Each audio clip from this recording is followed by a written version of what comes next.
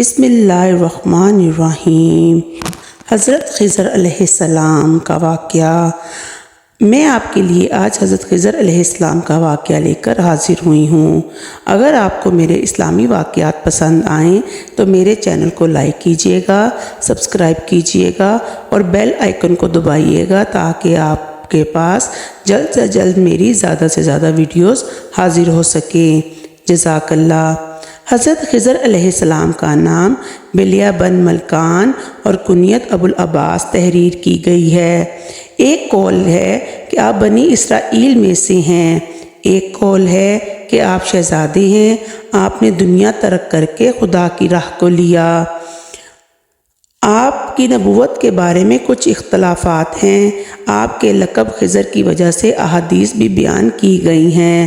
آپ جہاں بیٹھتے یا نماز پڑھتے وہاں اگر خشک گھاس ہوتی تو سرسبز ہو جاتی۔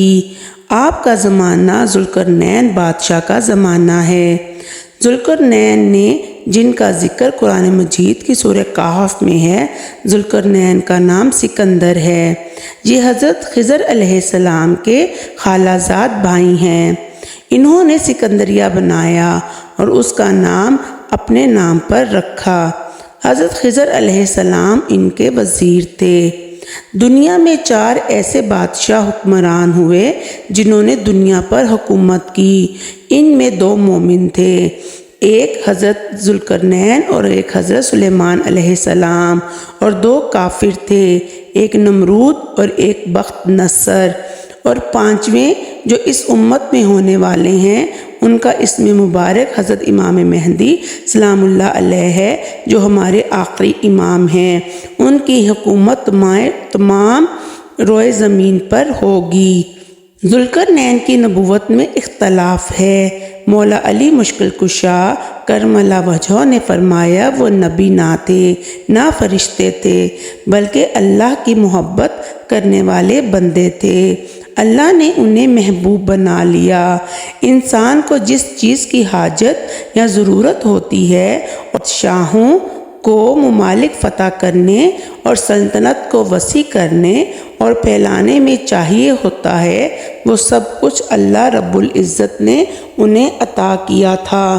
ذوالقرنین نے علماء اور حکماء سے پوچھا کہ تم نے کسی کتاب میں دیکھا ہے کہ کوئی ایسا نسخہ جس کے استعمال سے عمر اتنی لمبی ہو جائے کہ آدمی تصور بھی نہ کر سکے، یا ایسا نسخہ جس کے استعمال سے آدمی کو موت نہ آئے؟ ان میں سے ایک حکیم نے عرض کیا کہ حضور، میں نے ایک قدیم کتاب وصیت نامہ آدم میں لکھا دیکھا ہے کہ اللہ تعالیٰ نے ایک چشمہ آب حیات کو کاف میں پیدا کیا ہے۔ اس کا پانی دودھ سے زیادہ سفید اور برف سے زیادہ ٹھنڈا اور شہد سے زیادہ میٹھا اور مشک سے زیادہ خوشبودار ہے۔ جو اس کو پیے گا اس کو موت نہ آئے گی اور قیامت کے دن تک زندہ رہے گا۔ اس پانی کا نام آب حیات ہے۔ یہ سن کر ذوالقرنین کے شوق میں اضافہ ہوا۔ انہوں نے علماء سے کہا کہ آپ بھی ہمارے ساتھ چلیے، اور پوچھا یہ تو بتائیے کہ سواری کے لیے سب سے اچھا چست و چلاک جانور کون سا ہے؟ وہ بولے، ایسی اچھی نسل کی گھوڑی جس نے بچہ نہ جنا ہو۔ چنانچہ ذوالقرنین نے 1000 گھوڑیاں منگوائیں اور حضرت خضر علیہ السلام کو سب سے آگے کیا، یعنی اپنا رہبر بنایا۔ پھر علماء اور حکماء سے پوچھا کہ وہاں پہنچنے کے بعد اگر اس جگہ اندھیرا ہو تو کیا کریں گے؟ تو علماء نے کہا کہ شاہی خزانے سے لال و گوہر لے لے، اگر اندھیرا ہوا تو اس کی روشنی سے آگے بڑھیں گے۔ غر سے قیمتی لال جو اندھیرے میں روشن ہو جاتا تھا لیا گیا اور حضرت خضر علیہ السلام کے حوالے کیا۔ تخت و تاج اور سلطنت ملازموں میں سے ایک عقلمند اور دانا ملازم کے سپرد کر کے 12 سال کے وعدے پر اس سے رخصت ہوئے۔ جب کوہ پہنچے، راستہ بھول کر اس جگہ 1 سال تک پریشان رہے اور اسی اثنا میں حضرت خضر علیہ السلام لشکر سے جدا ہو کر اندھیرے علاقے میں جہاں سورج کی روشنی نہیں پہنچ سکتی تھی بھٹک گئے۔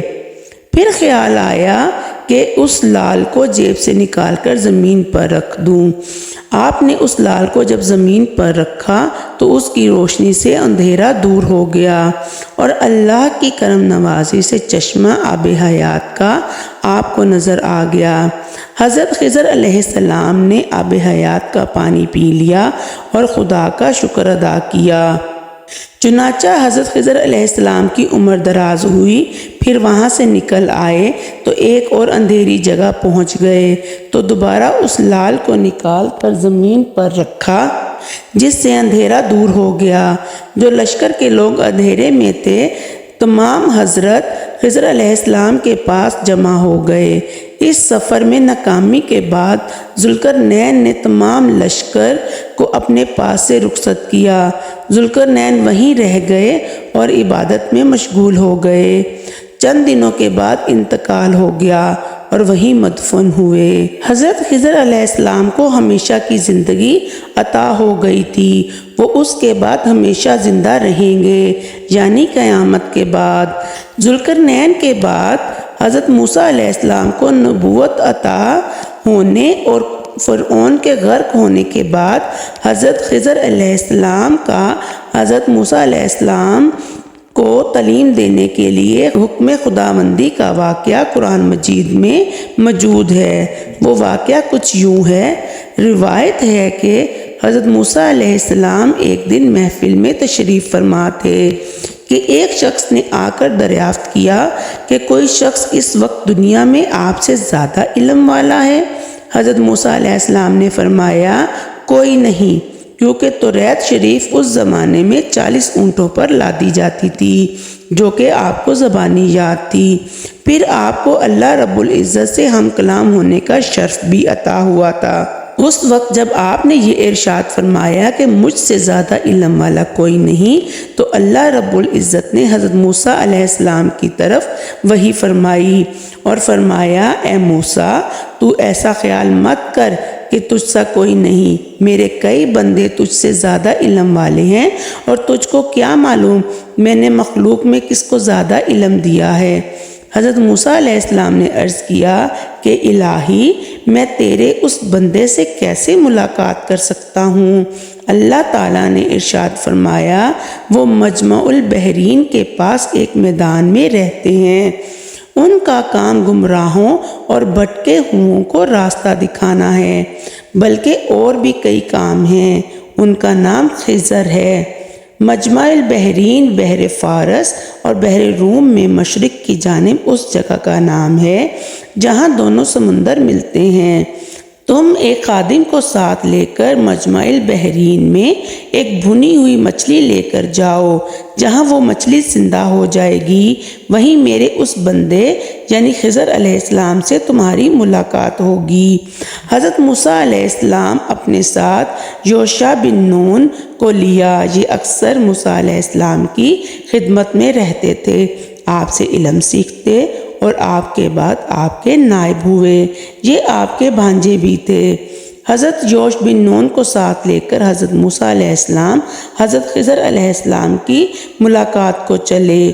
آپ کے ساتھ ایک تھیلی بھی تھی جس میں ایک تلی ہوئی مچھلی رکھی ہوئی تھی۔ آپ نے یوشع بن نون سے کہا کہ مجھ کو مجمع البحرین پر جانا ہے، جب تک وہاں نہ پہنچ جاؤں سفر ختم نہ ہوگا چاہے کتنا بھی وقت لگے۔ قرآن مجید اس گفتگو کو یوں بیان فرماتا ہے اور یاد کرو جب موسیٰ نے اپنے خادم سے کہا میں باز نہ رہوں گا جب تک کہ وہاں نہ پہنچوں، پھر جب وہ دونوں ان سمندروں کے ملنے کی جگہ پہنچے جہاں ایک پتھر کی چٹان تھی اور چشمہ حیات بھی تھا تو وہاں دونوں نے آرام کیا اور حضرت موسیٰ علیہ السلام محو خواب ہو گئے۔ تھوڑی دیر کے بعد جب حضرت یوشع بن نون نے وضو کیا تو ایک قطرہ پانی کا ان کی انگلی سے اس مچھلی پر ٹپکا تو وہ فوراً زندہ ہو گئی اور تڑپ تڑپ کر دریا میں گری۔ اس پر سے پانی کا بہاؤ رک گیا اور ایک محراب سا بن گیا۔ حضرت موسیٰ علیہ السلام کے جاگنے کے بعد حضرت یوش نون کو یاد نہ رہا کہ یہ واقعہ حضرت موسیٰ علیہ السلام سے عرض کرنا ہے۔ حضرت موسیٰ علیہ السلام کے جاگنے کے بعد سفر جاری رہا یہاں تک کہ دوسرے روز کھانے کا وقت آیا۔ حضرت موسیٰ علیہ السلام نے حضرت یوش بن نون سے کہا، ہمارا صبح کا کھانا لاؤ، بے شک ہمیں اس سفر میں بڑی مشقت اٹھانی پڑی اور اب حضرت موسیٰ علیہ السلام پر تھکان بھی طاری تھی اور بھوک بھی، اور یہ بات جب تک مجمع البحرین تک نہ پہنچے تھے پیش نہ آئی تھی۔ منزل مقصود سے آگے بڑھ کر تھکان معلوم ہوئی۔ اس میں اللہ تعالیٰ کی حکمت تھی کہ مچھلی یاد کریں اور اس کی طلب میں منزل مقصود کی طرف واپس ہوں۔ حضرت موسیٰ علیہ السلام کے مچھلی مانگنے پر خادم نے معذرت پیش کی اور عرض کیا کہ مجھے شیطان نے بھلا دیا تھا کہ میں اس کا ذکر آپ سے کروں۔ وہ عجیب طریقے سے زندہ ہو کر سمندر میں چلی گئی۔ موسیٰ علیہ السلام نے کہا، یہی تو ہم چاہتے تھے کہ مچھلی کا جانا ہی تو ہمارے حصول مقصد کی علامت ہے، اور جن کی طلب میں ہم چلے ہیں ان سے ملاقات وہیں ہوگی۔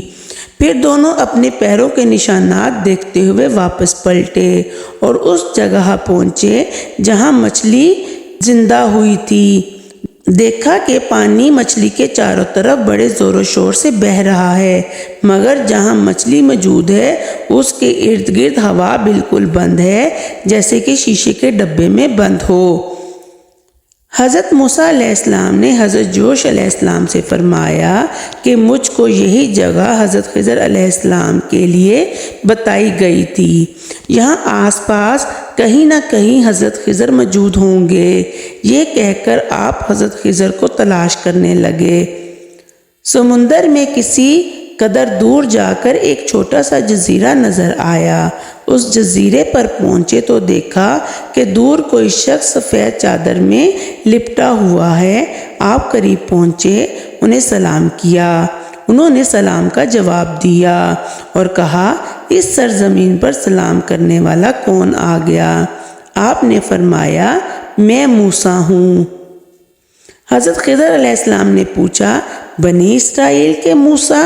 فرمایا، جی ہاں، میں آپ سے بعض وہ علوم سیکھنے آیا ہوں جو مجھ کو معلوم نہیں۔ اسی اثنا میں ایک سمندری پرندہ اڑتا ہوا آیا اور پانی سے چونچ مار کر ایک قطرہ پانی چونچ میں لے کر چلا گیا۔